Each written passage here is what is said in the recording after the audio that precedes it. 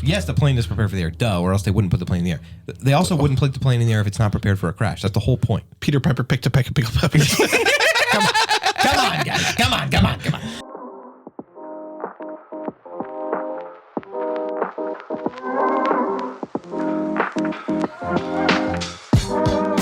Welcome back, ladies and gentlemen, to another episode of Under the Influence. We're so glad to be here. This is Season 5, Episode 20. That's right. It is 20. Oh, my goodness. Just kidding. I think it's 19. You want to know for sure? I'm a fool. It's 19. 19. Put them together. What do you got? An A.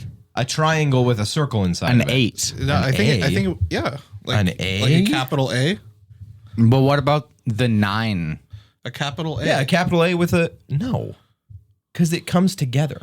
No, you don't. Yes. You don't have. No, you do a 9 with the straight. Oh, yeah. down. If you do a 9 with a 9. straight and then you pull that over, you You're do right. get an A. Yeah. It is. Do you angle your 9s, UTI listener? I think most people... Well, when you're handwriting it, no. But when it's typed out. When you do it's your 4s, do you squiggled. do a little box Squiggle. or do you do the triangle 4? Let us know. Yeah. I hate the triangle 4 when it's written out. When you do a 7, I do used you to put the love the little triangle line 4. in it? I do. I started doing that. I do it for capital 7s. So for a lowercase 7, it doesn't have the line. Hold on. What in the world is a capital 7? When like- it's the start of Yeah. Yeah. So if you're starting a sentence with the number 7, which is exceedingly rare. No, if it's like 7,802, that 7 will have the little thing. But if it's 71 5,807, leave it off. That's wild. Do you use capital numbers, UTI listener? Let us know. Why'd you raise your hands? Why did you raise your hands? Yeah. If you do capital 7s, they all went. Everyone that does raised 2 hands. Well, they raised one hand for both questions, you know. Raise your hand if this is true, and your hand if this is true. Oh, yeah. Whoa, what's that? I've got both hands raised? Whoa, put those arms down. Wow. No, like in holes. No, I was making a reference. Oh, yeah. Well, there's that. But I was just making a reference to The Office, Wait, what? where Will Ferrell comes in. And never mind. Doesn't matter. Doesn't matter. I was interested. Yeah, I was listening, but you're right. It doesn't matter. This is stupid. Nobody cares. We're both actively like, oh, wait, what about The Office? We've been bullying Levi relentlessly before the recording, too. Were so- we? Well, we did make a song about him. We did. It was a good song, though. It was not a good song. Levi liked it. He liked it a lot. He liked it a lot. That was pretty funny.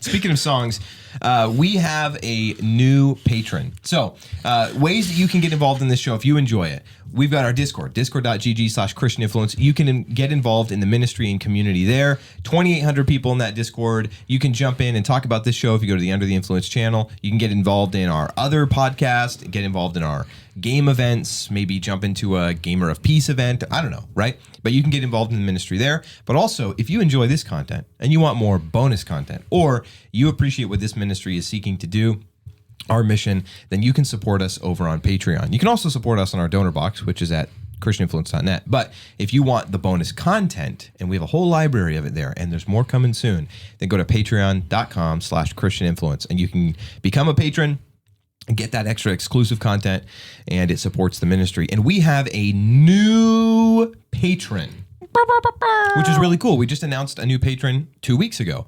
And as you're aware, we have a tradition here.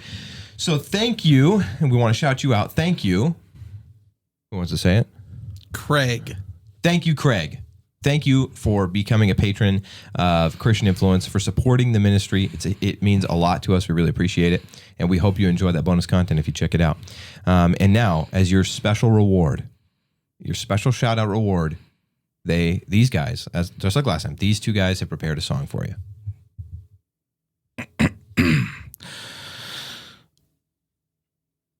What song are we doing this time? You know the song. Yeah, I thought it was a standard. Oh, okay, It's a standard okay. song, right?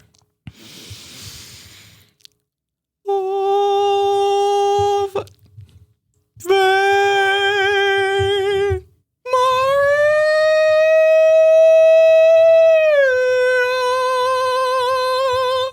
I don't know the rest of the words to it. Jared, Levi that killed was beautiful. Thank you. Wow. Thank you. You really carried that. Levi was good too, but I threw him off. He thought I was going to. Dude, well, the joke has been that. no, I like, know, last but time I you thought, did it, and he just said thank you. but I thought that this time, you know, I wasn't gonna be alone no, You're never alone. because we're right here with because you. Christ is with me. That's where I was going with it. Yeah, because these guys aren't with me, but Christ We're is. right here. I mean, we're literally next to you. Yeah, sure. You may be here physically, but you're not here in spirit with me. I blasphemy. Where are our spirits? Not with me. Well, Incredible argument. true, I You know, guess. yeah. He did say, so. But yeah, I get guess. involved. Discord.gg/Christian Influence. When we do things like meme reviews, community interaction, community Q&As, all that stuff's all there. So if you want to get involved in that stuff, go check it out. And thank you to our newest patron, Craig. We really appreciate you. That's where our spirit is. The Discord and the Patreon. Not here with Levi. Sorry, you guys say it on mic. I can hear you. That's where our spirit is. Oh, The Discord and the Patreon. Not here with Levi. that's where our spirit is.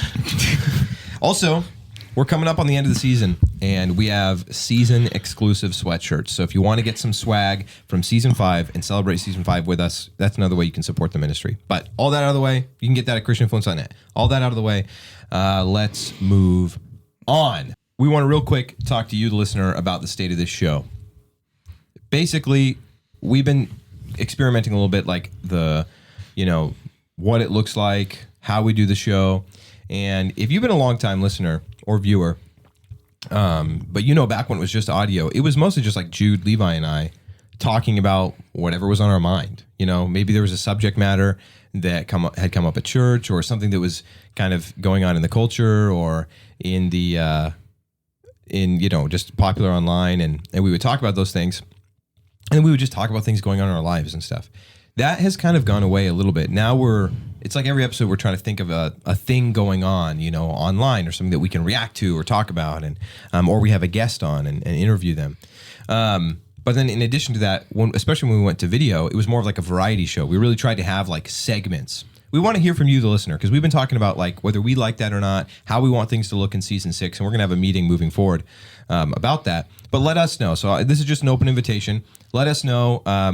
The Carl Benjamin episode, the Sargon episode, for example, we had quite a bit of natural traction pick up on that episode. We had a lot of people commenting on it that were engaging with it, and there were a few people that told us that they, if not, like, had they not been doing the dishes while they were listening, they would have stopped listening because they hated the hypothetical segment at the beginning. Or no, it was a meme review. Yeah, the meme review. And they wanted us to just like have a podcast discussion. So do you like last episode you saw us try changing that? We put that at the end, our extra segment. We did it at the end, and we did the body of the episode at the beginning.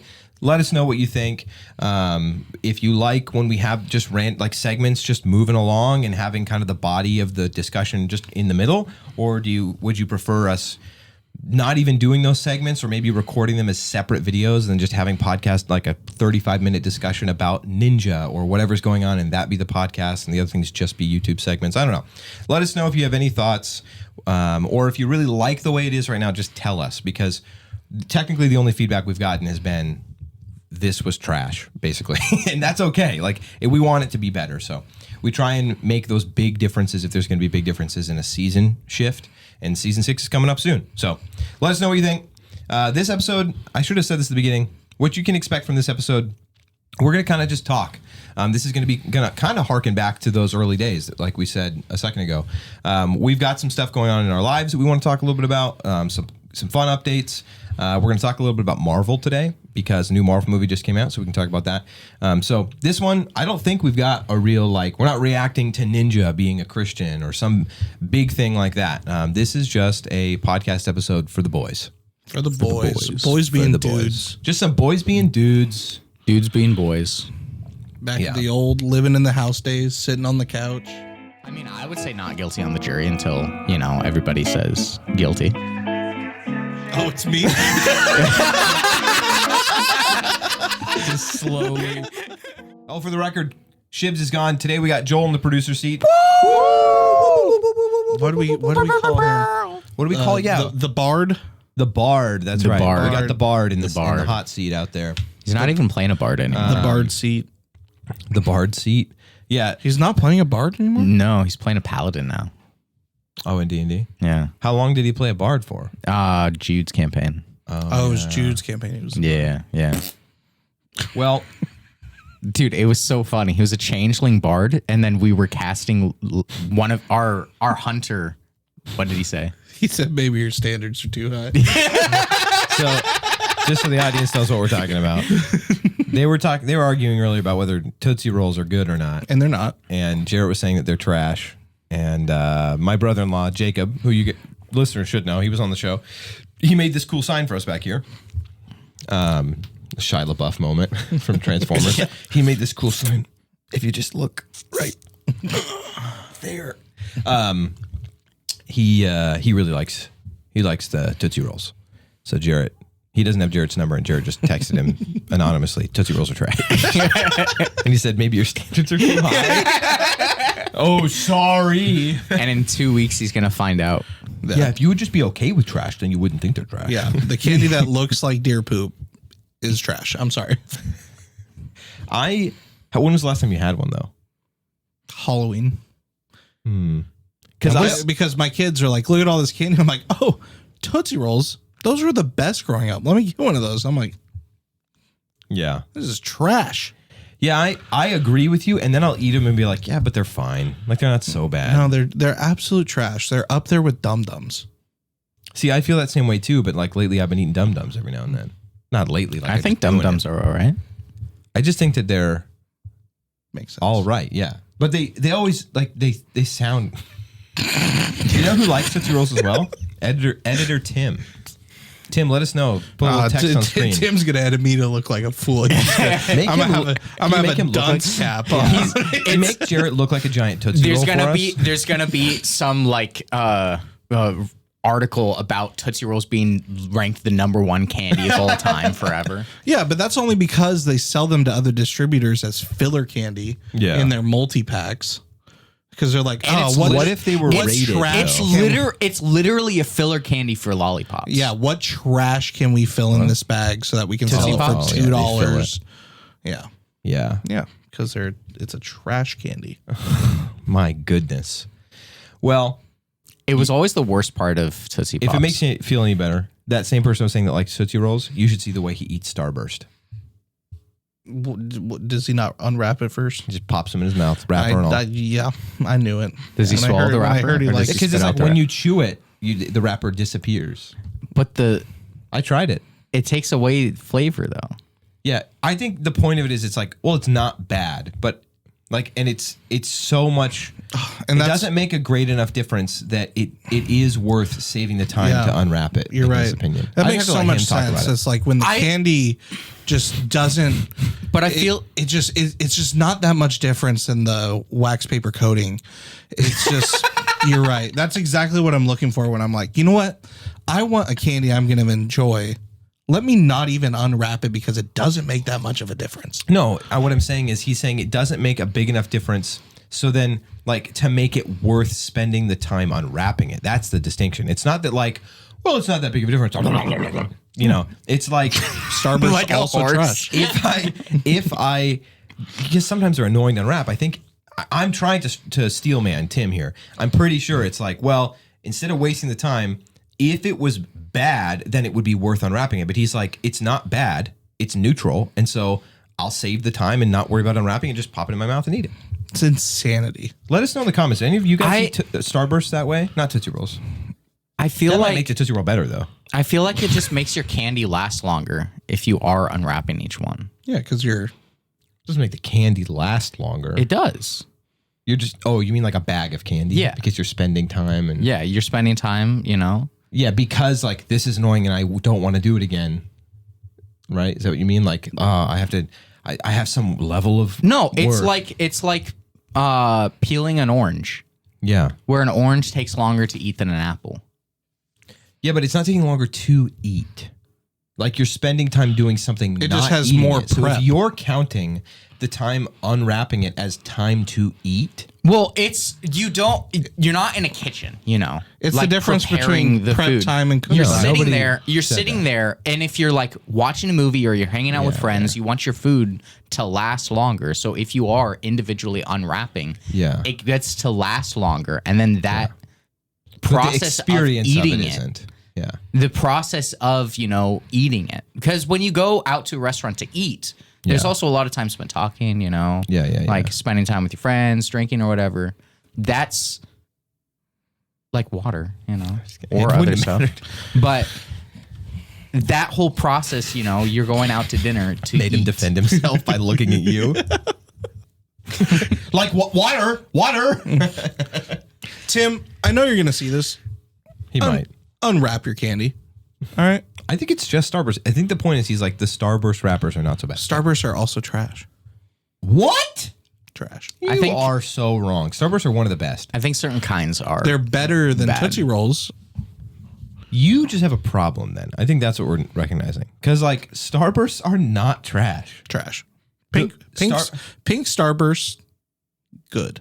Yeah, the best ones. But like, they're all good, even the worst of them. The lemon ones, the worst of them. But wait, do you like the lemon ones? Are you kidding me? I do. You drink Pine Sol too? Hey!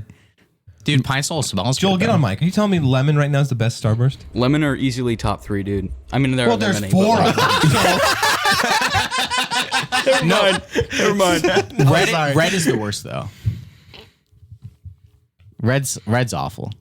This is not the first time he's told me this. Yeah. Red is just bad. Red Starbursts are just bad.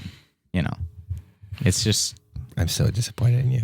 All right. Interesting. We have wasted the listeners' time. Can I take a little bit? Thank you, Jacob. Yeah, that's true. This is all your fault. Jaret, what were we talking about before this that probably didn't matter, honestly, but... Updates in our lives? Yeah, I guess we've talked to you about video games. We've talked about video games a lot on here. And there was an episode a while ago where we talked about Oblivion. And in it, it was kind of decided, like, if you're going to start somewhere, because you've never played any of the Elder Scrolls games, where should you start? Skyrim. Well, last week, we talked about it. You got an update for us. Yep. It was on the PlayStation Store. Free to download because I'm a... Oh, I thought it was $10. It is $10, but I'm a PlayStation Plus member. Ooh. So I got that deluxe edition or whatever just downloaded. Oh, yeah? So started playing. Didn't get very far. I only got out of like the initial sequence, The like the prologue. tutorial, Yeah. basically. But had some fun. I broke one of my controllers because I set it on the arm of the couch and the kitten knocked it off and it fell in between the couch and the wall and the joystick hit the trim and just popped off. Oh. And then I tried to put it back in and it just doesn't move. So I'm gonna have to buy a new controller. I'm really sad about Is it that. PlayStation 4 or 5? 5. Oh, okay. Because I have some PlayStation 4 controllers I don't need. Yeah, so I'll drop $380. Yeah, or whatever dude. that's gonna be. Those are They're like so $100 expensive. or whatever, right? So yeah, so I have to buy a new controller. So I got the other controller, started playing, got through, haven't even picked the stone yet, but I made my character. I'm the cat person. Oh, yeah. The Khajiit. Khajiit I'm are cool. a white tiger Nice. patterned with war paint. Very cool. So Nice. That's what I- What is what's- the Khajiit's ability? They have like claws, right? Yeah, you get unarmed Unarmed. strike damage and night eye. Oh yeah, that's Night eye. really useful actually. Yeah. and they're You can good see at in the dark. stealth. Cool. So what do you think? So like you've seen the opening prologue like sequence, and then you've played getting out of that out of Helgen, right? Helgen. Yeah. Yeah. Getting out of Helgen. Yeah. Who if did I you have to- choose? Who did you choose getting out of Helgen? Who did Did he you go with choose? the Stormcloak or with the Imperial? I went with the Stormcloak. Okay. Do you pick a? Yeah. So I didn't know that for the first 1,000 hours of play. Yeah, I didn't. I thought there was a choice to be made, but I guess I just didn't understand. Because So- going back, I would choose the Imperial because, like, the Stormcloak's leader just got captured. How reliable can they be? You know? How is there a choice? Every time I've played, like you're just going with those soldiers. Sure. So when you're walking through as everything's burning down, Yeah. you see the Imperial guy and he's like, hey, come with me. And then his buddy comes up from behind you guys and is like, they start having a conversation, and then they both ask you to come with them if you just wait. And then if you just walk towards either of the doors, you'll go with one or the other.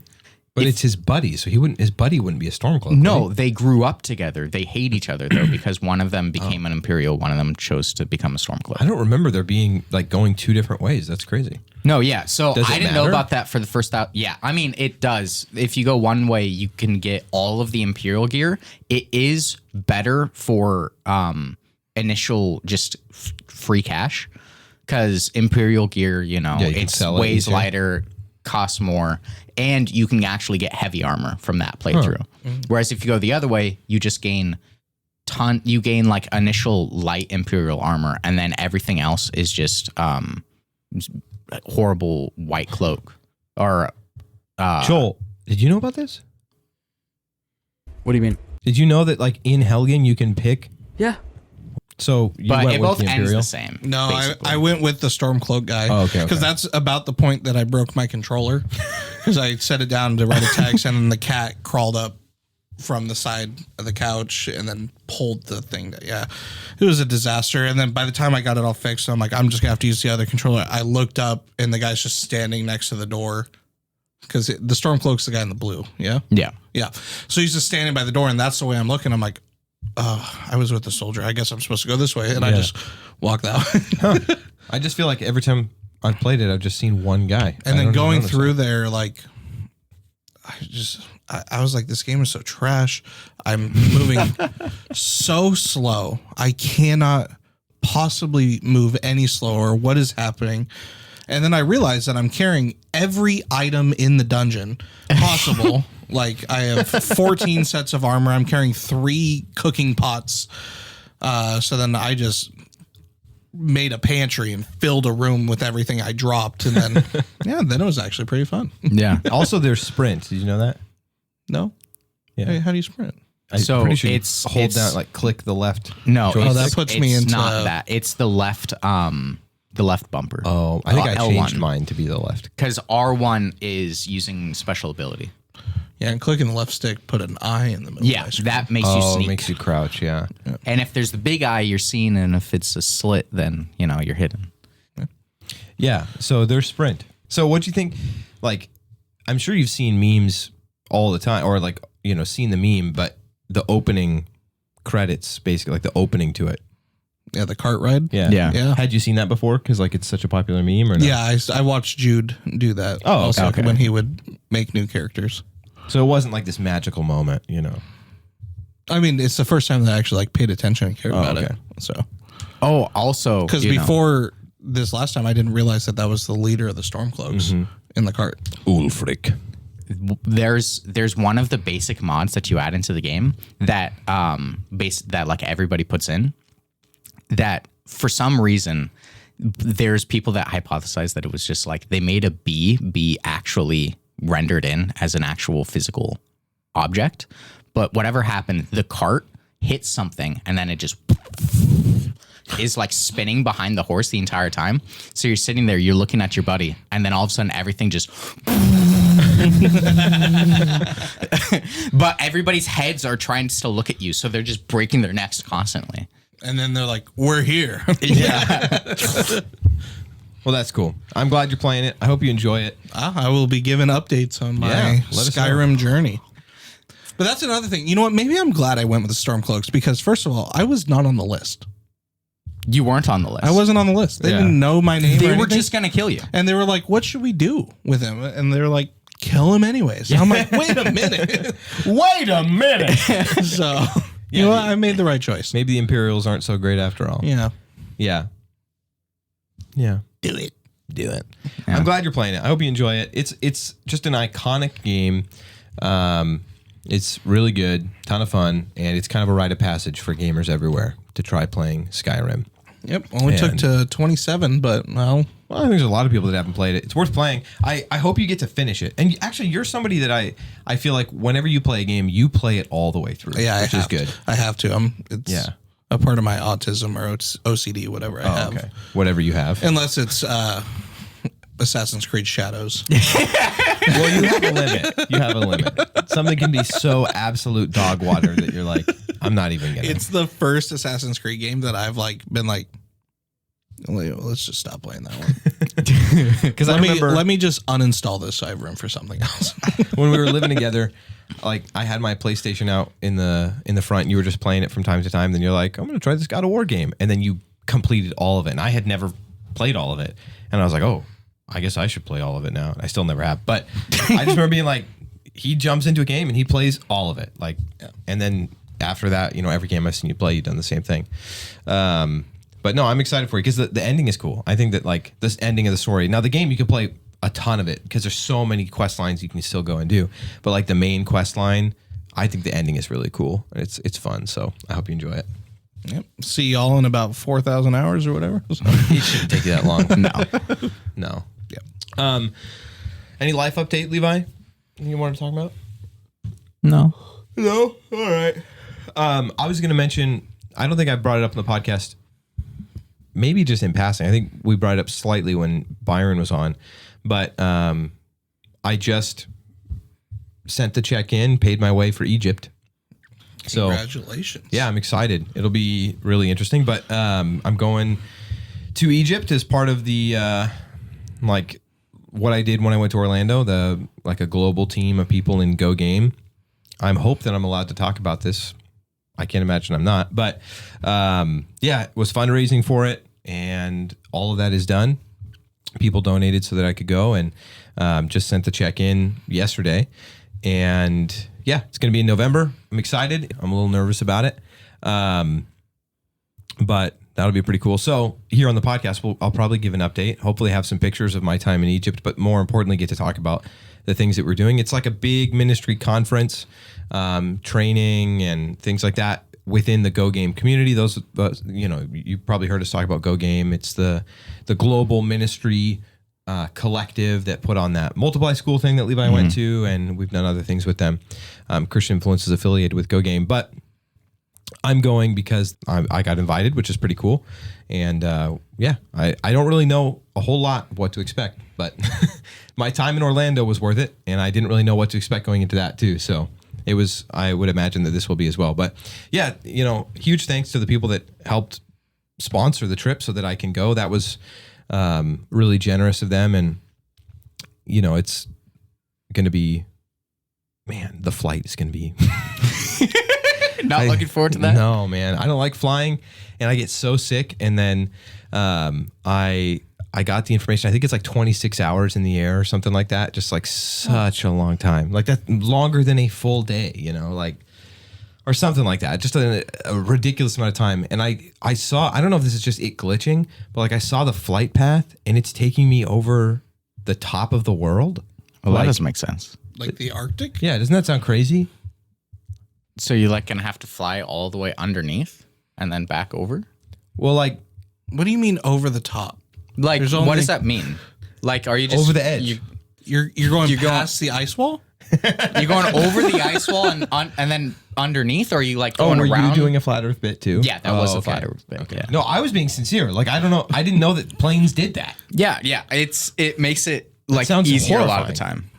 It sounds horrifying. Just because of the way that the world is. It's not entirely spherical. It's like pooped out a little bit. Yeah, it's like a plate. That too. I love the Velociraptor Earth. I just assumed, because like you think of the Earth in the way that you see it on a map, right? And like those maps are so wrong, right? Because they're stretched out and everything. Yeah. But I'm just like, we'll go from here to here or the other way, But they've got, unless that's just showing up wrong. Like I looked at the flight path and I was like, oh my goodness, we're going over the top. Like that just sounds freaky. It's like when you're looking at all of the stuff and they always have the planes that do like that arch every time. That's because they're going around the Earth in like specific ways. And then, to get to certain places, it's just that just means that it's top. Yeah, that just means that it's a shorter flight path to go over the Arctic into Egypt than to go across the Atlantic. Yeah, no, I understand that. What it's I'm wild. saying is, to me, it is the Arctic, right? It's this like big, giant, ice world. Yeah. The ice wall. That sounds horrifying. Largest island on Earth. Like, Greenland. would you rather, like, let's say the plane goes down. Would you rather the plane go down over the ocean or the plane go down over the Arctic? The ocean, right? What? No. What? Just in the middle of the water where I'm guaranteed to die at some point? No, you're way more guaranteed to die in the ice palace up there or whatever. At least you're on land. Land where you will freeze to death. No, you just dig an igloo. And like nobody's going to come find you. If you just keep moving, you can't freeze. Dig an That's igloo. not true. Dude. Also, you're way more likely to be found in the middle of the ocean. Way more likely? I think way more likely because like if things are floating and like you're able to hold, like they have life preservers and all those things for that purpose. But like what is a plane equipped with to help you survive in the Arctic? Like both, I'm not saying that like, oh yeah, it's no big deal. You went into the ocean. Like, no, of course But it's a big deal. they can find the crash easier if it's just on snow. Above water? Yeah. Not I think they'll find under it. the water. I think they'll find it just the same either way, right? But the it's being problem is tracked, with- and so they know where it went down. But the problem with ocean crashes, yeah. you can like Move. spread out and move. Sure. But I think that like finding you, right? It's way easier to see over the ocean. Like you're going to see things easier, right? I think you underestimate how difficult it is Yeah. to spot things in the I'm ocean. not saying it's easy. Have you I'm seen- saying- have you seen- I'm saying I think it's disproportionately harder in the Arctic. And like their likelihood of survival too. That's the big thing. It's really not even about them finding you. Like I do think it'd be easier to find you in the water, but like I think you're way less likely to survive in the Arctic than you are. And I'm not saying it's like a cakewalk to survive in the middle of the ocean. I'm just saying I think you're more likely if you're floating on a life raft, more likely to survive in the ocean than you are No, yeah. freezing your tail off in the Arctic. Well, you have all this jet fuel to burn. No, you don't. It all went up. You don't know that. Dude. Also, yeah. No, I think that you can probably survive longer on the ocean, but you need to survive longer because it's going to take them longer to find you. I don't think that's necessarily true, but I do think you're like either way, they're going to have to look for you and find you. Even if you're right, I'd rather be in the place where I'm more likely to survive longer. Like even if you're right about like, oh yeah, it'll take mathematically 3 times longer for them to find you in the ocean, which I don't think is true. Like even if that were true, I'd take that because I know. But I would rather freeze than drown. So Okay, that's fine. I mean, I would rather, those both sound awful. So I'd rather take the one, again, where I'm more likely to survive longer, more chance to see my family again. I would rather take the risk and die a more painful way if I knew that I'm more likely to come back to my family. I'm willing to pay that price. Supposedly drowning's painless. No, that's just what people tell you. That's just what people say until they've drowned. Yeah. I think the people that say that also like Tootsie Rolls. Let me know in the comments. I see a correlation there. This is, to me, such an easy choice. Like, the plane has to go down, let's say. You're over the water or you're over the Arctic. Which one would you rather have to survive in? I think it's a cooler story. I the don't Arctic. care. I don't care. There's not giant wolves up there. Liam Neeson would not survive Even up there. taking that out, just crash landing in the Arctic and then people don't know if you're, Sure. Yeah. You know why it's a cooler story? Because it's a way cooler thing to be able to say you survived in the less likely place to survive. That's why, deep in your head, that's why it's cooler. No. Arctic or Bermuda Triangle? Bermuda Triangle. Silly. I'm telling you right now, man. You're being silly is what you're doing. I don't think so. Joel, help me out. Your plane is going down, right? And you're gonna survive the hit. Like you're gonna get out of the plane. You have to survive until rescued. Would you rather have to survive in the Arctic or floating on the water? Don't be silly. So I'm gonna survive the crash, right? You survive the hit, and you have to survive until you're being picked up, right? Like the whole point is like you're not dying in the crash. Probably the ocean. Silly. Like, Silly. the plane's just more prepared for that. The plane is prepared for the air. No. Yes, the plane is prepared for the air. Duh, or else they wouldn't put the plane in the air.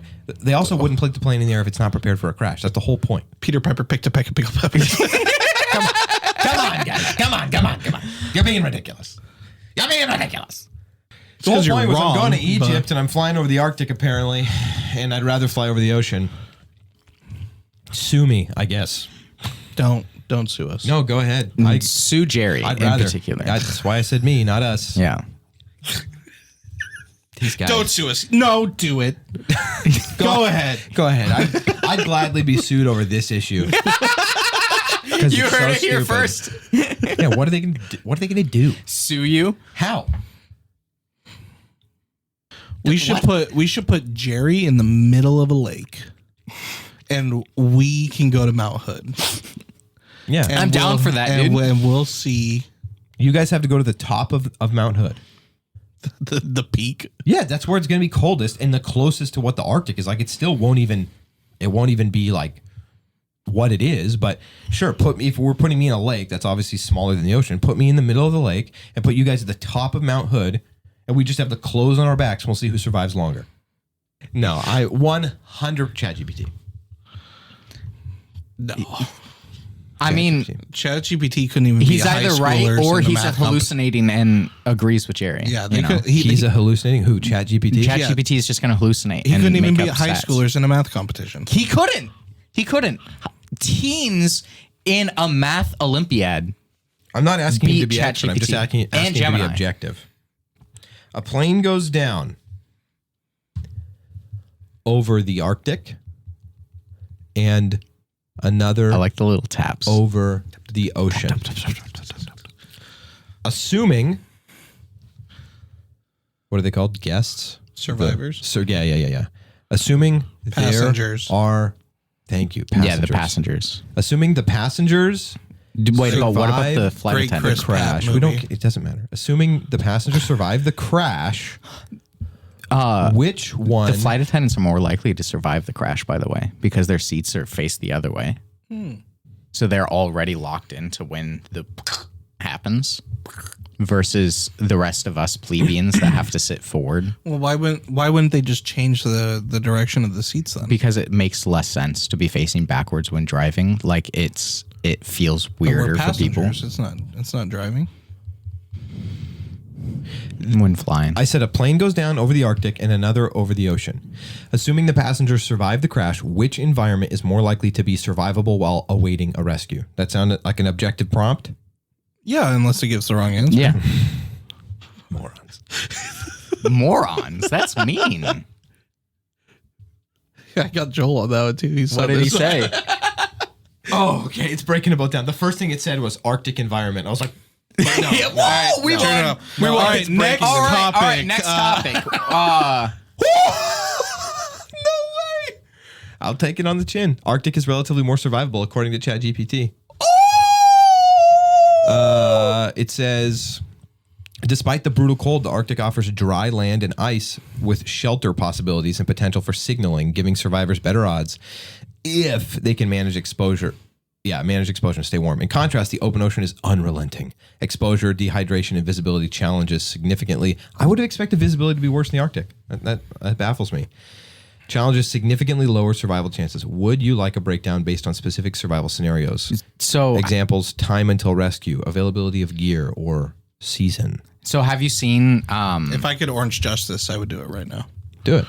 Are you taking I to? only watched you do it. have you seen Deadliest Catch when they have the ships crash and then they're looking for survivors and it's literally impossible because Yeah. all the waves are going and they're just like, I can't see anything. And that's the Bering Sea. That's not even the ocean. Yeah, that's not even an ocean. That's smaller than the ocean. What are you asking to know? If ChatGPT, excellent question. Yes, survival equipment makes a big difference, and factoring in shifts to balance somewhat, but the Arctic is still generally more survivable. With standard survival equipment, commercial aircraft kits usually include life rafts, emergency locator transmitters, first aid kits, food rations, signal mirrors, flares, dye markers, blankets, or thermal insulation. In cold weather zones, cold weather gear and survival kits tailored to the region. Let's see. The cons, still very cold. Exposure can be lethal within hours without proper clothing or shelter. Rescue may be delayed by weather or remoteness. But overall, if you stay dry, use your gear instead of a heat/shelter system, you have time. Ocean crash, Pros, life rafts include sunshades, paddles, limited fresh water, and rations. Cons, you're still exposed to the elements, wind, sun, rain, and spray. Even inside a raft, hypothermia or heat stroke is a danger. You can't move much, rest, or get dry easily. Seasickness can debilitate survivors. Drifting can move you far from the crash site and complicate rescue. Comparison with gear considered. Factor, shelter, better with snow and wreckage intense. Dry conditions, achievable. Heat management, fire and heaters are possible. Rescue visibility, good contrast on snow. Rescue likelihood depends on remoteness, but higher if beacon works. All right, I was wrong. Well, we settled it. I was wrong. I guess it's a good thing that I'm flying over the Arctic. You know what? We'll add that point honey, to our at home? hypothetical tallies. Perry at home, you can actually feel better about it. We felt worse about it, but you can feel better now. Yeah, feel better. It's a thoughts and logic. Better feel deal. better. All right, let's talk about Marvel. I should have mentioned this at the beginning. I don't know if I did, but I'm going to give you guys my Fantastic Four review here. Fantastic Four, I saw it last night. Just came out 2 days ago. Yep. I didn't even know they made another movie. We're going to watch a trailer here for it in a second. But I want to give my review because Marvel, there's a lot we could say about Marvel, but Marvel has obviously been bad since Endgame, right? Everybody, it's objective truth. Yeah, I basically stopped watching after Endgame. Yeah, totally fair. Totally fair. I've been, there's certain things I haven't watched because it's just first half of WandaVision was good. Yeah, I think overall WandaVision was fine. The ending was the weakest part of it for sure. But if the first half is what you liked, you might like Fantastic Four. Here's why. Fantastic Four, same director. And the stuff about WandaVision that was good was the period piece stuff, because that's what he does really well. Fantastic Four, it's a period piece. 1960s. Okay. It's Fantastic Four in the 60s? What was weird about that? No, the thing about the being like the what is going on and like the mystery about everything was really cool set up, and it was done very well. And you didn't like the period piece stuff then. That's what most people say about that. The period piece was really good, and that's what was drawing people in, and it was super cool. And then, it just Wanda being evil the entire time.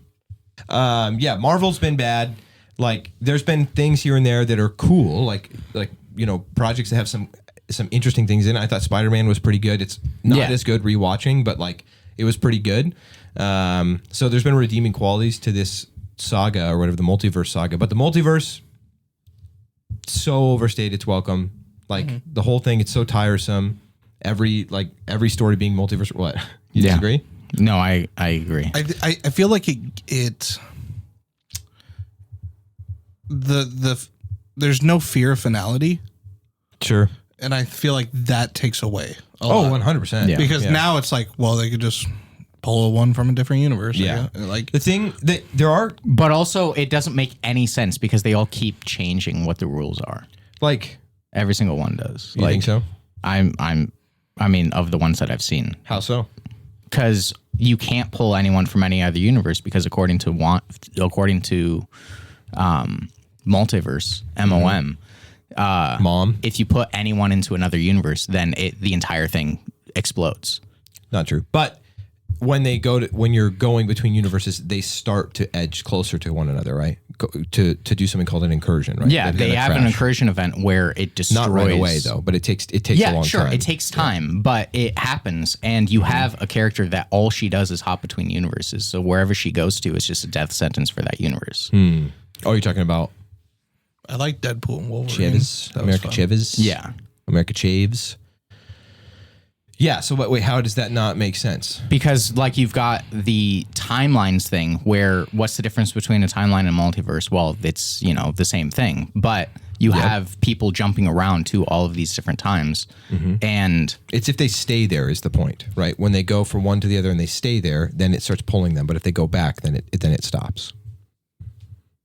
Okay, but you've still got people jumping around to all of these different time frames, and you can't actually have things going. And we've just left people in other timelines also. So those universes are just doomed.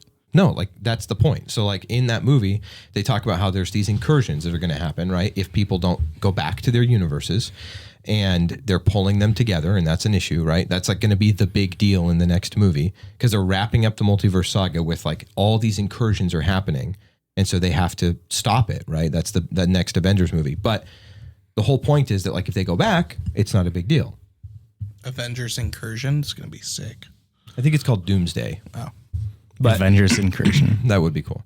I don't like the storyline, and that's totally fair. I don't really like it either. And I think that it's pretty dumb to have made it so that whenever you take one, introducing incursions makes it so that you can never actually bring anybody from another timeline onto yours unless you just jump to using a different timeline, because that person can never stay there.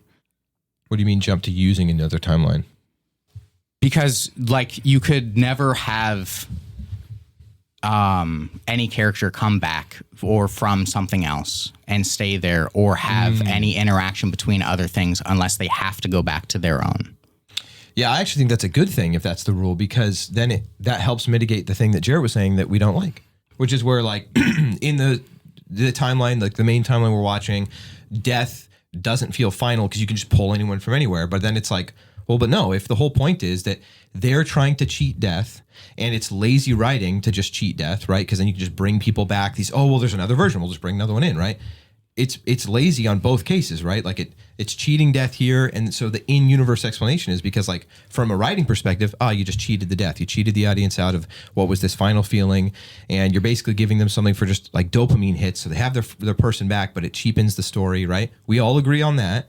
And then in-universe reason is like, there's these things called incursions. You have this character or this person from another universe in this universe. It's drawing these two universes together, and that's going to lead to destruction. So they either have to make the selfless decision to not be there and go back, or they have to make a selfish decision and not care, and then it's a doom for the whole universe, right?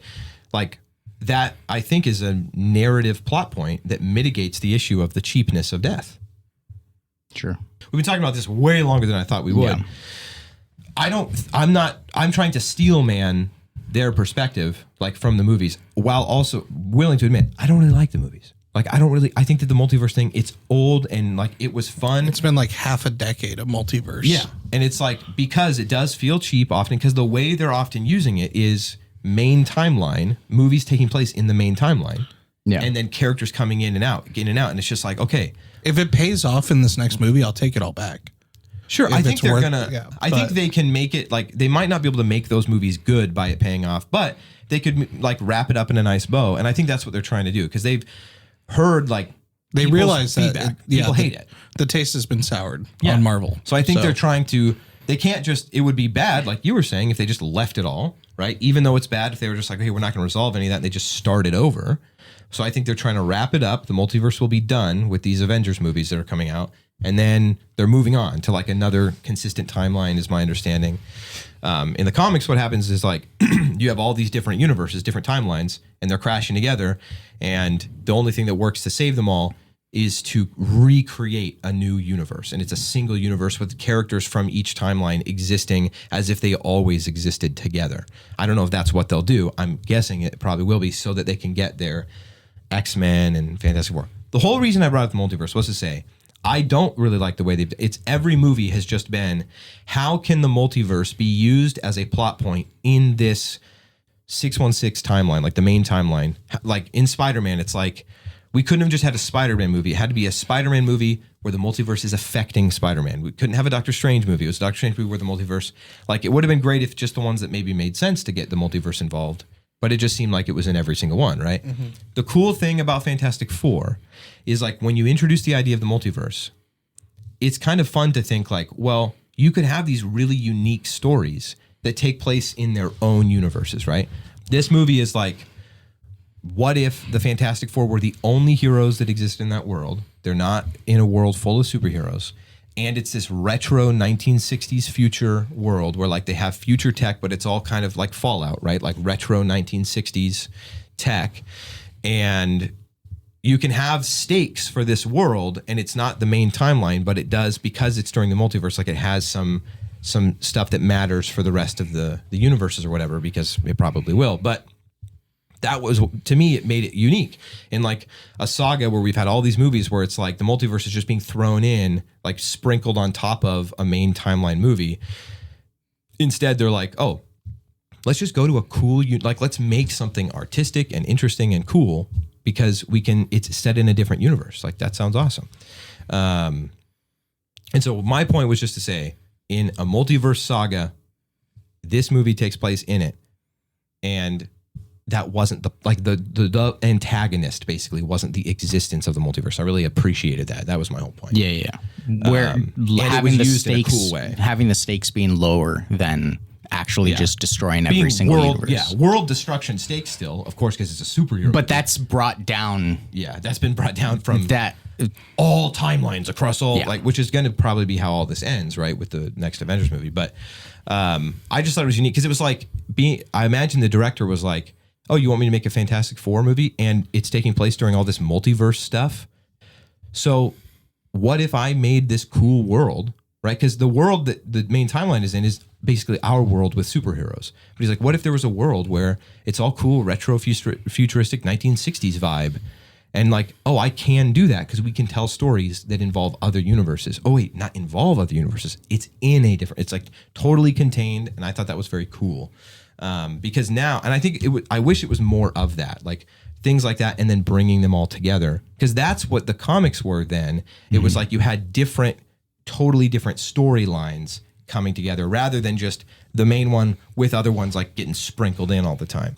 But the multiverse, I totally agree. A bunch of the movies, and it's not just the multiverse. Like there's been a bunch of shows that didn't have anything to do with the multiverse, like WandaVision that had issues. Agatha all along, didn't even watch it. Super gay. Other ones like not good, but the idea of the multiverse is interesting, and you could tell interesting stories. And I think they've been failing. I'm hoping, like Jared said, that they wrap it up together at the end and make it somewhat satisfying, so they can just move on with somewhat of a decent foundation and just do some cool movies again. So I don't watch all the movies because I am tired of them. Like I didn't watch Captain America: Brave New World. I didn't watch Agatha all along. I didn't watch Marvel's. You know, I just keep up with like the overarching story plot points that might come into play later, so I can be aware of what's going on if I do decide to jump back in. Because that's kind of the danger with this huge universe too, is like if you're out of it for like 5 movies and you just go like, oh, I heard this one's good, so I'm going to jump back in. Well, you're not going to have the context that may be from garbage movies. Yeah. So, what was the homework for whatever the Brave New World was all of these movies and then all these other entirely unrelated movies. It's like, because they just made a hodgepodge of like, what if we threw this one thing? Yeah. So I think that they're trying to fix it. I hope that they do. Be a lot cooler if they did. Yeah, there's all the politics crap in everything. It's constant. I hope that let's just talk about Fantastic Four. Fantastic Four, I'm hoping that this is indicative of the ship being moved in the right direction. That's my whole thing. I liked it. There's my review. I liked it. I really did enjoy it. My main reasons I'll talk about. Let's just watch the trailer. Pull that up, Jamie. Well, folks, we all know the story. 4 brave astronauts head up into space and come back forever changed. This car? Our city, our planet, owe a debt to these intrepid souls. Thing having white teeth freaks me out. Repay them. And his voice not being gravelly at all. Thank you, Fantastic It should be Four. granite. Thank you, Fantastic Granite teeth. Please Marble. welcome the Fantastic Four. I actually really like the music in this. Herbie, how's that sauce looking? Have you seen the bear? Okay. Have you seen the bear? Fantastic. No. Oh, okay. What do you mean? What do you mean, what do I mean? You're late for dinner. Yes, we are. You late? I just said that. Are you pregnant? What? You're gonna be the best mom in the world. And you are gonna be the best dad. Just kidding. You are out of your depth. We are gonna be the best uncles ever. We can do this. Nothing's going to change.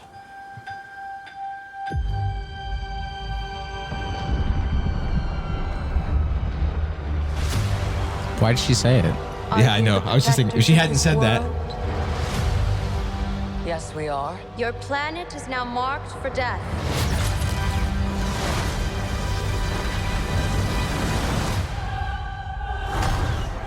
It's my fault. I stretched the bounds of space. And they hurt.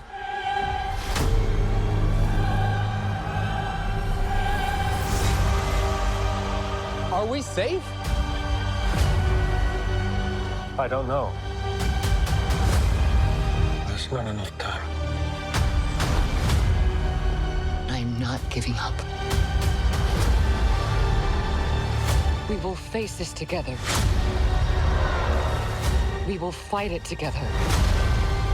As a family.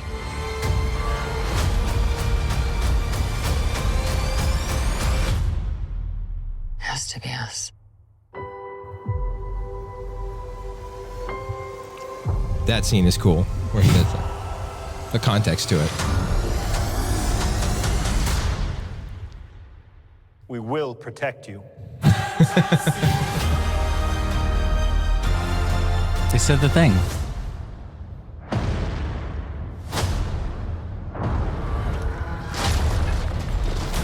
Dude. All right, Joel, you can go back to the thing. It just shows us now. Thank you. That actually looks really good. Galactus? I love that Pedro Pascal's in everything ever now. It's so I literally wrote that down as good. one of my gripes with the movie. I wrote like things I liked about it and then wrote at the bottom. Automatically loses points for having Pedro Pascal in it. I actually like Pedro Pascal. I want to like him. Yeah. I like him. My problem, like when he's in movie, like I like his acting. I think he's really good at emotion. My problem with Pedro Pascal is Pedro Pascal. Yeah. That he's in everything. That I think they put him in this movie just because they wanted a big name in the movie.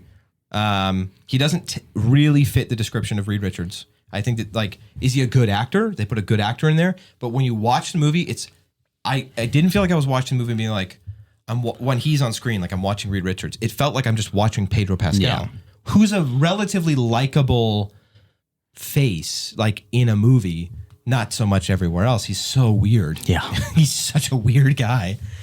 But he's like relatively likable. So it's like, yeah, it just didn't feel like I'm watching Reed Richards on the screen. It felt like I was watching Pedro Pascal doing cosplay, kind of like as Reed Richards, which is whatever. Like that was my biggest gripe with the movie, I think. Maybe at least have him shave his face. It was just because but then he won't look like Pedro Pascal. Exactly. Yeah, that's my point. Like it would have helped me not be watching and being like, oh, this is Pedro Pascal with his mustache or whatever. Like, if they shaved his face, I think that would have helped it go, oh, I'm watching a movie about the Fantastic Four. What Yeah, you put went him on for the this Reed trajectory? Richards and then stayed for Pedro Pascal. That's what you're saying. I didn't stay for Pedro Pascal. I stayed despite Pedro Pascal. I wish they had just been like, oh, we don't need this big name that's literally in everything. I think that's probably why they cast Pedro Pascal. And it's not like he's a bad actor. That would have been. It's like he does a good job. He really demonstrates like the family man well, and it's like he's really emotional, loves his family, but the character is supposed to be really analytical. Yeah. I didn't find it believable that Pedro Pascal is the smartest person to ever live. Like that's the Reed Richards thing. Yeah, that's. They give him lines where he says things like, I invented teleportation. It's like, well, I guess then he must be smart, but like make me believe it. Yeah. Yeah. Like don't just give You're him saying all of these things, nerdy but- lines. So that was fine. But there was one scene that I felt kind of like, oh, that is really who Reed Richards is supposed to be. Because like Reed Richards is supposed to be like, yeah, I don't know. Can I spoil things? Does it matter, do you think? If you don't want spoilers, skip ahead. Yeah, And well, I'll 3. put a timestamp down below to skip to that. I'm going to talk about spoilers from this point forward. In this movie, the plot revolves. Oh yeah, 3, 2, 1. There we go. Spoilers. The plot revolves around they're pregnant, and their baby is going to have big time superpowers. Right? Their baby's supposedly some cosmic, powerful level. Okay. Human. How did they find that out? They find that out Ultrasound. because all the ultrasounds and tests he does don't show any. What they find out later is apparently the baby is so powerful, he's hiding his power from his dad's tests. As an Okay. infant, yeah. While in the womb, like his power is hiding itself from him. But they find out that he's powerful because Silver Surfer shows up, who they gender swapped in this movie. Yeah. And there is precedent for that character. Like there is a female Silver Surfer in the comics, but it's like not the Silver Surfer. Yeah. It's kind of a what if thing. It's like because he dies and his wife becomes the Silver Surfer, but whatever. They made her gender swap. Like, so it's not a perfect movie. They still are catering to some extent to like some of the political stuff, but it's not nearly as ham-fisted in your face as it has been. And I didn't think she was that bad. Like, she's one of my gripes with the movie, that it wasn't the Silver Surfer, but she's really not that bad. And because she's barely in the movie. But she shows up and she's like, hey, I'm the Herald of Galactus, this guy that eats worlds. Great. Okay, so they go to a world being destroyed by Galactus because they're next. And they see it happen. The Silver Surfer's Venora. They go to a world that is being destroyed by Galactus, and it's terrifying. And this is the thing, one of the things about the movie that's really cool. Incredible visuals. Like, he is huge. And like, they show up and they're like, whoa, I thought that there's supposed to be like that guy here. I just see a planet coming out of the planet. And then it like shows a wide shot of their ship that's like itty bitty tiny next to this arm or something. Like, it was cool to see huge things. They talk to him and he's like explaining who he is. I'm a cosmic entity. I've always been around. I'm necessary to the universe. I consume energy so that universes can be reborn or something like that, right? He's like, he's a natural part of the entropy of the universe or whatever. I've come to bargain. Yes. That's basically what they're there for. They're like, Galactus, we've come to bargain. And then he's like, and you're next. Are you here to beg for mercy? And they're like, no, we're hoping to change your mind, basically. And he's like, wait a second. And then he like scans her belly and he goes, oh, yeah, I'll bargain. Give me your son and I won't destroy your world. It's a cool story because, dude, Marvel been super gay for a while. They could have been like God, you know? And in this, the whole movie is about a family, like a dad and mom and a brother and a best friend who are like this family. Well, they really are family. They're not like the Guardians of the Galaxy. They're like a found family. They are family, trying to protect their family while also trying to balance on the head of a pin the universe being destroyed. I thought that was interesting because what wins out in the end is family values. So I compared this. I came out of being like, you know, it was kind of like when you watch The Quiet Place. Was The Quiet Place political? No. What you come out of The Quiet Place, why conservatives liked it is because it was like, oh, they had a movie where the thing that was being valued was your family. And like, that's an unborn child. So that's my next point. Dude, abortionists have to hate this movie because she's pregnant. And this was such a cool visual. He's like, we got to keep doing these tests on the baby. So he's like, got this little thing that's going to like run just a energy test. And she's like, you want to see the baby? Turns just her belly invisible. So you see a baby in there. And I was sitting there, I immediately turned to Perry and I was like, that clump of cells looks an awful lot like a baby. And the person next to me definitely heard me say that. I was like, wait a second. I thought that was just a clump of cells in there until it goes through the magical birth canal and becomes a baby. Because like, that's a baby in there. And like, they clearly showed that. Because like, how can you not? Because the whole abortion thing like doesn't stack up when you actually think about it and look at science. But did they have Johnny be like, well, he's not born yet, so we can just give him up, right? There was nothing like that. No, I was really glad. I thought, okay, maybe there will be some scene where, like, in some backhanded way, they kind of like they appease the people watching the movie that don't. No, there was never a moment like that.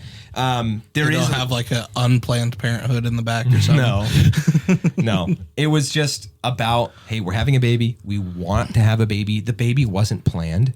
Like, they do say that at the beginning. They're like, we stopped trying 2 years ago, and she's like, well, I guess it's time or whatever. Like, was it planned and they're going to keep it? Yeah. Like, that was cool. They're valuing it as a human life? They value their family. I just liked that about the movie. So the whole point is, like, they immediately come back and without question, they're like, we're not giving up our son. They're having a boy. And then when the baby's born and they're not giving over their son to this evil guy, but they're going to still try and save the world. And so I thought it was a cool story. My whole point was just like, the movie, I liked it and it was cool. I just thought, like, it was well balanced. It was cool because the vibe is really cool, retro 60s. So they actually used the multiverse in a cool way. Like, you're going to this other universe. And I thought it had a decent message. Like, especially right now, like, I think there are a lot of people, like, we could engage in the culture. So to try and make something out of this discussion, like, as Christians, I think we should somewhat keep up with what's going on in the culture. I don't think we have to be steeped in it, but like, we can be aware of these sorts of things and then use that as opportunities to talk to people.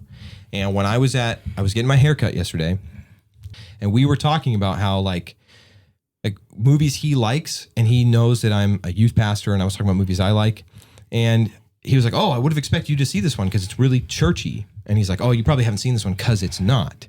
But the movie he said, I don't remember what it was, but it was like not an inappropriate movie. It was just like a movie.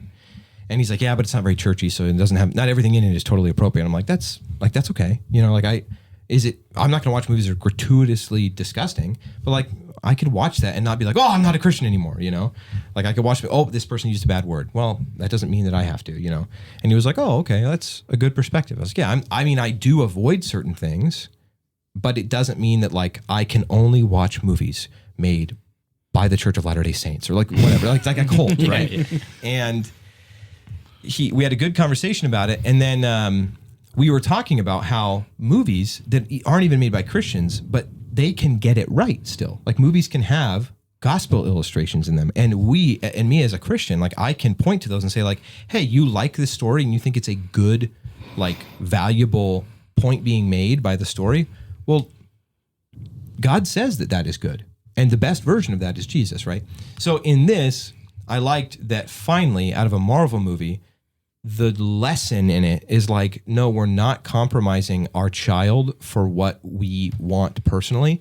And I was like, dude, this movie, like the abortion debate, you know, we're not sacrificing children on the altar of convenience, because it would have been really convenient for them to say, like from a logical standpoint, oh, one life for all these lives to live the way they want to live, which is to live, you know. The whole abortion thing being like, I'm going to sacrifice my child just so that I can live the way I want to live. That's a 1-to-1, and it's not okay. And in this, they're like, no, it's not okay. We're not doing that for the whole world. He's our son. We're going to protect him, and we're going to try and beat the bad guy. So I liked it. I thought it was fun. 8 out of 10. Maybe it may be a lower score, but I'm just giving it an 8 because it's been so much garbage, and this is finally one that seems like it's in the right direction. But yeah, no overarching multiverse connections, even though there probably are some, but it wasn't like the movie left a character in another universe, for example, where it's like this big loose thread that better get wrapped up. There was nothing like that. It was a contained story. I really appreciated that. So yeah, tons of spoilers in there. Maybe I'll just cut the things that were spoilers out. I don't know. This will be an interesting episode to edit because it's been so long too. But there you go.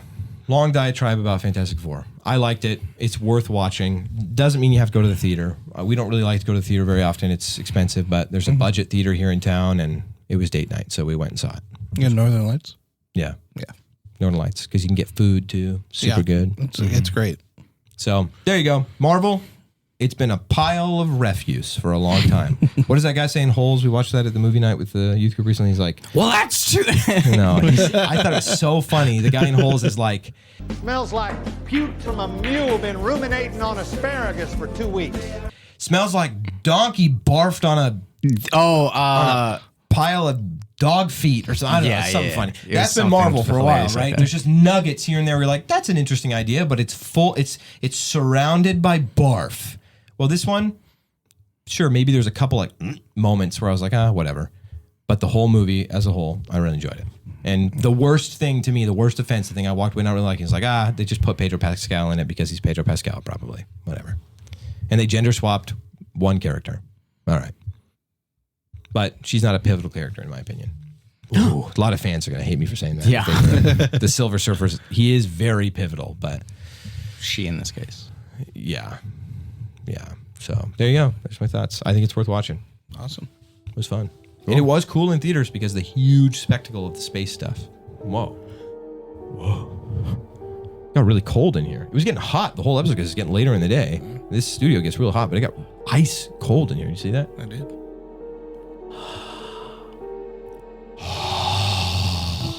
Yeah, sorry, bro. Like Joe Rogan. Yeah, you guys feel that? You hear that? Got goosebumps.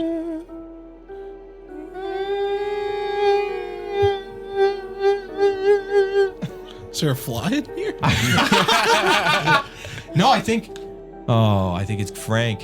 What does Frank have to say for us? Where's his note? Sometimes it's back there. Jude was right. This is a dead bit. Maybe.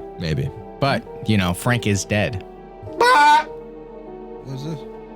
Why does he keep putting notes there under your tush? That's gross. I think because he knows it'll be safe there. Oh. He's like, this guy's not moving.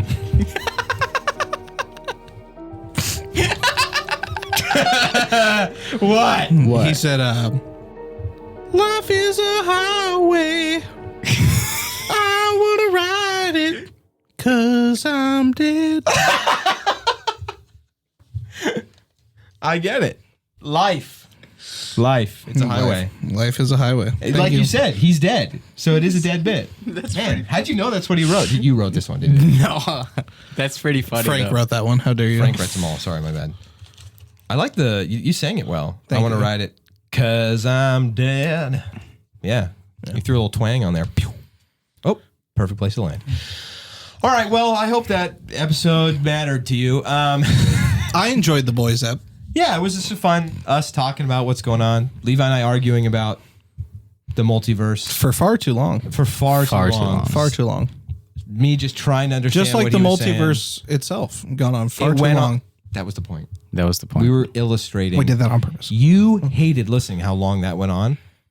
And the point was to say, like, so now if you weren't sure, you agree with us, right? The multiverse. I hope some of that gets cut down. The multiverse. Oh, yeah, I'll cut it all down. Don't worry. I cut a lot of it down. It was lame. But LeMay. Yeah. So, thank you guys for hanging out. Hopefully, this episode was enjoyable to listen to. Maybe we had some hot takes. You want to call us out on it. But to wrap it all up, like I said earlier, it's okay to engage in the culture. And I think it's good when you watch these movies or whatever to go like, hey, what is the thing? What is the lesson? What's the thing it's saying? How does the gospel inform that? I try and do that, especially it's helpful doing youth ministry. Because like if the kids go watch this movie, I want to be able to say how the gospel informs the message of the movie. Think about those things, We should be thinking about that all the time. How does the gospel inform every aspect of our life? So if you watch a movie, how does the gospel inform that? And I was thinking about that when we walked out. And the thing I was thinking about a lot was abortion and how, dude, I think it's cool that we had a mainstream movie where they said we're putting family first. So pretty much rocks, Hebrews 3:13. Go ahead, Jaret. Exhort one another each day as long as it's called today so that we do not become hardened by sin's deception. Yeah. Let's find ways to be encouraging to one another. And one of those things can be like, hey, go see a movie with your friends and then talk about how, they kind of got that thing right. And we should be encouraging one another to do the right things. I don't know. I tried to throw in the verse at the end there. It didn't really work. It's like I'm a topical preacher or something. Shots fired. We love you very much. Roll the outro.